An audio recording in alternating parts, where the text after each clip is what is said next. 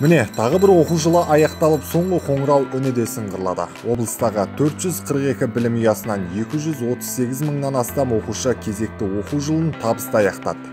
Сіздер жақсы оқысаңыздар, сапалы білім алсаңыздар, тәрбие мықты болып, біздің болашағымыздың, мемлекетіміздің болашағына, мемлекетіміздің дамуына үлкен ертең үлес қосады деген біз үмітпен сіздерді үлкен жолға шығарып салып тұрмыз.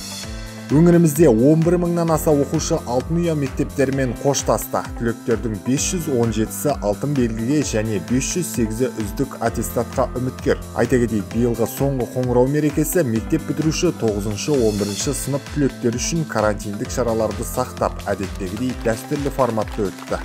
Бүгін керемет көңіл күйдемін. Бір жағынан мектепті қимаймыз, өзіміздің ұстаздарымызды қимаймыз. Бірақтан мектепті аяқтап жатқанымызға бір жағынан қуанамыз.